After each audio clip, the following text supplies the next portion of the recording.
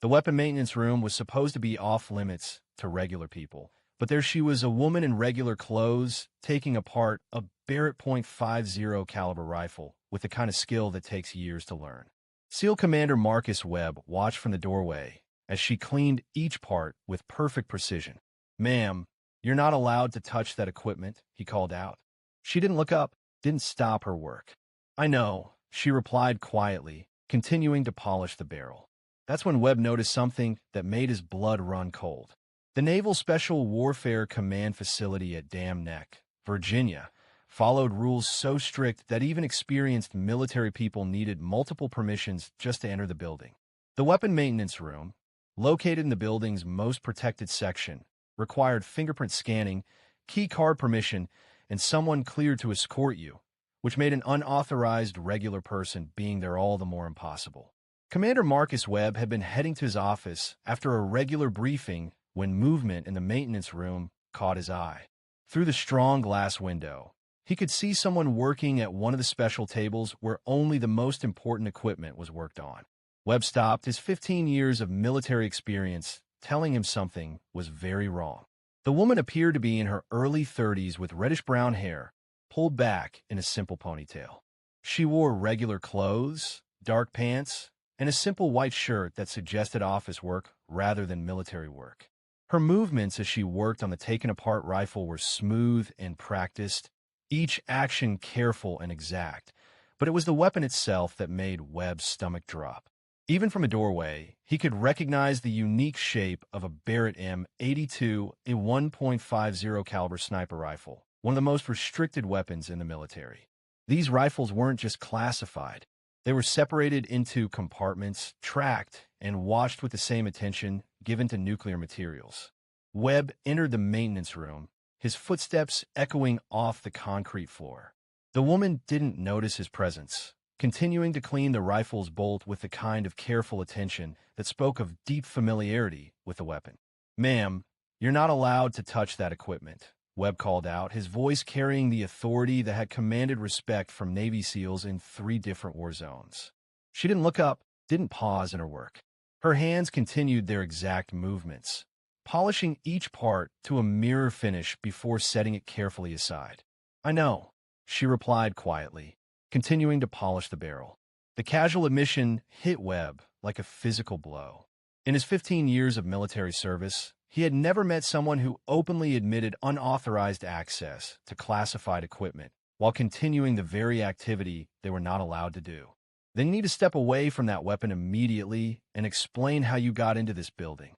"I walked in," she said, using a special tool to clean the rifle's chamber with expert precision. Webb felt his jaw clench. The woman's tone was conversational, almost pleasant, as if they were discussing the weather rather than a serious break in military security. "Ma'am, this is a restricted area. That weapon requires top-secret clearance and SCI access." "Yes," she interrupted, still not looking up. "Sensitive, compartmented information. I'm familiar with the classification levels."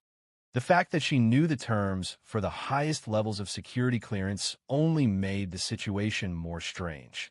Webb quickly scanned the maintenance room to make sure they were alone, then activated the room's electronic lock to prevent interruption. "Who are you?" "Someone who knows this rifle needs to be perfectly adjusted in the next 4 hours." Webb watched as she began checking the weapon's scope with the kind of careful attention he'd only seen from master weapon experts with decades of experience. Her movements were economical, purposeful, and absolutely professional. "That doesn't answer my question." "It's the only answer that matters right now." Webb had dealt with enemy fighters, foreign agents, and uncooperative prisoners of war, but he'd never met someone who showed such calm skill while openly defying military authority. "I'm going to ask you one more time. Who are you, and how did you get access to this weapon?" The woman finally looked up, meeting his eyes directly. Her eyes were dark brown, almost black, and they held a steadiness that Webb had only seen in combat veterans who'd worked at the highest levels of classified missions. "Commander Webb," she said, using his name, though he hadn't introduced himself. "Before you make any calls or sound any alarms, you might want to check the maintenance log for this specific rifle." The fact that she knew his name sent an immediate chill down Webb's spine. He was working under multiple levels of classification, and his presence at this building wasn't publicly known. How do you know my name? The same way I know you've been wondering why this particular Barrett hasn't been properly serviced in 8 months. Webb felt the ground shift beneath him. The woman was right. He had been concerned about the maintenance schedule for several weapons in their inventory, including the specific rifle, but that information was buried in classified reports that required Admiral-level clearance to access. The maintenance log for this weapon is classified. Terminal 7, access code Delta 77 Alpha, she said, returning her attention to the rifle's trigger mechanism. Password is your mother's maiden name, followed by the year you graduated from Bud's training. Webb stared at her in shock. The access codes she just said were known to fewer than 6 people in the entire Navy, and they were changed monthly through a process that required direct permission from Naval Special Warfare Command. That's impossible. Terminal 7, Commander. Check the log.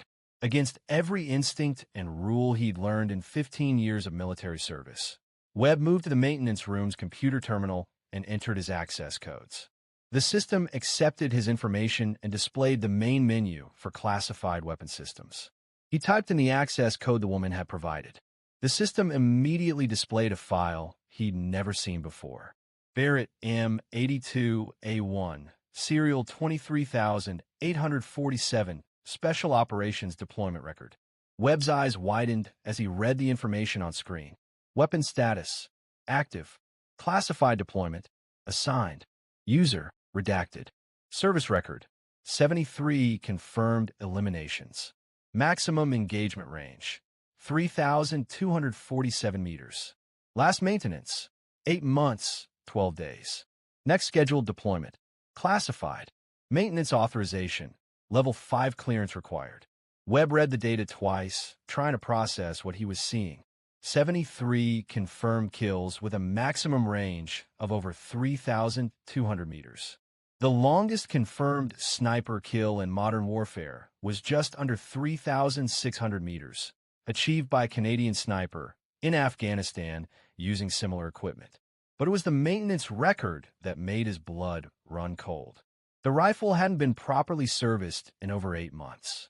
Yet, according to the deployment schedule, it was needed for an operation in the near future. This is impossible, Webb muttered, though he was beginning to question what was possible anymore. What's impossible? The woman asked, continuing her careful cleaning routine. The shooting record for this weapon. No one makes consistent shots at 3,200 meters. The ballistic variables alone. Muzzle velocity: 853 meters per second. Bullet drop at 3,247 meters, approximately 68 feet.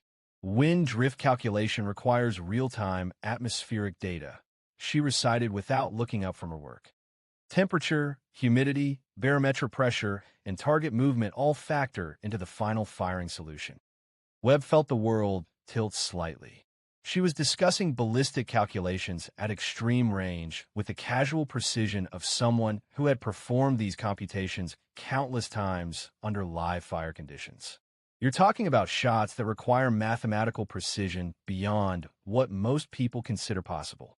Yes, she finished. The user file is completely redacted. I know, if this is your weapon, then you're someone whose existence is classified at levels above my current clearance, she said calmly. Someone whose operations are separated into compartments to protect both national security and the individuals involved. Webb stared at the computer screen, then at the woman who was carefully cleaning what was apparently her personal sniper rifle. Everything he thought he understood about military operations, about clearance levels, about who was allowed to work in this building was crumbling. What's your real name? Today, I'm Jennifer Walsh, civilian contractor specializing in precision equipment maintenance. She held up a cleaning rod, which is exactly what I'm doing. And tomorrow I'll be whoever needs to be behind this rifle when the shot has to be taken. The mysterious response was clearly all the information he was going to receive.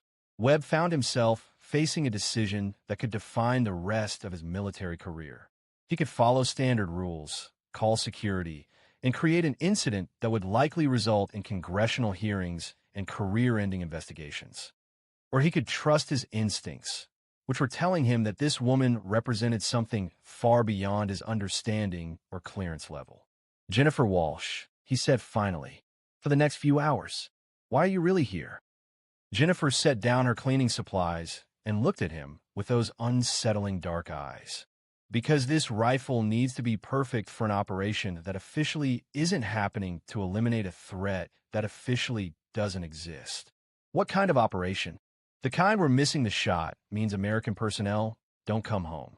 Webb felt a familiar chill, the same feeling he'd experienced before high-risk operations where lives hung in the balance. Jennifer spoke about extreme-range precision shooting with the quiet confidence of someone who had worked at the highest levels of classified missions. "Are you telling me there's a black operation planned that requires—" "I'm telling you that this rifle needs to be ready," she interrupted. "And right now it's not." Webb watched her resume her detailed maintenance routine, each movement practiced and efficient. She wasn't just cleaning a weapon. She was preparing for something that required absolute precision under impossible conditions. "How long have you been using this specific rifle?" "Long enough to know its ballistic signature under every possible environmental condition." The record shows 73 confirmed eliminations. The record shows what it's allowed to show. The implication was clear. The official count represented only a fraction of her actual operational history. Webb tried to process the reality that he was potentially dealing with one of the most effective snipers in military history, working under classification levels that made her existence officially deniable. "Jennifer," he said carefully, "I need to understand the scope of what's happening here." "What's happening is equipment maintenance, Commander. Nothing more complex than making sure this rifle performs exactly as designed when it's needed most. But the operation tomorrow will require someone to make a shot that most people would consider impossible. And when that moment comes, this weapon will be ready." The quiet certainty in her voice was more convincing than any mission briefing or intelligence assessment Webb had ever received. He had spent enough time in combat operations to tell the difference between confidence and competence. Jennifer Walsh possessed both in extraordinary measure. "Is there anything I can do to help?" Jennifer looked up, and for the first time since their encounter began, she smiled.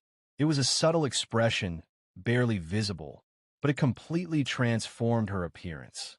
"You can make sure this conversation never happened. And if someone asks about the rifle maintenance, tell them it was performed by properly authorized personnel." "You're not authorized."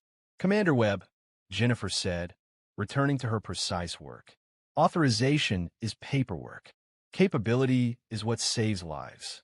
Webb found himself nodding, though he wasn't entirely certain why. Everything about this situation violated every rule he'd learned in 15 years of military service. But something deeper than regulations was telling him to trust this mysterious woman. "The 3,200-meter shot," he said after a moment. "Is that actually achievable?" Jennifer paused in her cleaning, holding a part up to examine it for tiny imperfections. At 3,247 meters through variable crosswinds with a target moving at inconsistent speeds across uneven terrain, accounting for altitude difference, temperature gradient, and atmospheric density. She set the part down and met his gaze directly. It was the only solution that prevented a diplomatic catastrophe. "Jesus, divine intervention wasn't available that day," Jennifer replied with understated humor. "So, I had to handle the situation personally." Despite the seriousness of their conversation, Webb found himself laughing. The tension that had been building since he first discovered her began to ease, replaced by professional respect for someone who could stay calm while discussing impossible military operations. "How many people know about your actual capabilities?" "As few as operationally necessary." "And how many people need to know?" "Even fewer." Webb nodded, understanding the unspoken requirement for absolute discretion. Whatever Jennifer Walsh's true identity and operational history were, they required the kind of separation into compartments that could only be maintained through strict limitation of access. "The mission tomorrow," he said. "Will it be high risk?" "Commander, everything I do involves risk levels that would terrify most people." Tomorrow simply represents a higher degree of complexity than usual. For you personally, for everyone whose lives depend on my accuracy. Jennifer began putting the Barrett back together with the same smooth precision she'd used to take it apart. Webb watched, fascinated by the speed and efficiency of her movements. Each part fit into place with mechanical perfection, the result of countless hours of practice and close familiarity with the weapon system. The reassembly process revealed the true extent of her expertise. She didn't just know how the rifle worked. She understood its mechanical soul. Every adjustment was made with the precision of someone who had fired thousands of rounds through this exact weapon. Someone who knew how temperature changes affected barrel harmonics, how different ammunition lots performed under varying atmospheric conditions. You know, Webb said, in 15 years of military service, I've never met anyone with your level of capabilities. Most people haven't. Is that intentional? That's survival. The rifle was nearly complete now, transformed from scatter parts back into a precision instrument capable of reaching out and touching targets at distances most people couldn't even see clearly. Jennifer worked without looking at any technical manual or reference guide. Every specification was permanently stored in her memory. As she made final adjustments to the scope mounting system, Webb noticed something that had escaped his attention earlier. Her hands bore the subtle calluses and scars that marked a professional operator. Trigger fingers slightly flattened from countless hours of shooting. Small cuts on her knuckles from field stripping weapons under harsh conditions. The kind of hands that belonged to someone who lived by precision and preparation. Jennifer, can I ask you something personal? You can ask. Do you ever question the psychological cost of what you do? Jennifer paused, her hands stilling on the rifle stock. For a moment, Webb saw something vulnerable in her expression, a brief glimpse of the human being beneath the professional operator facade. Every time I pull the trigger, she said quietly. But questioning the cost doesn't change the necessity. And what makes tomorrow necessary? Someone who threatens American interests needs to be permanently removed from the equation. The cold precision of her statement reminded Webb exactly who he was dealing with.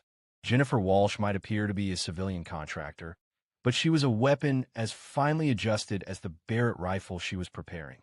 Will you be safe? Safety isn't a luxury people in my position can afford.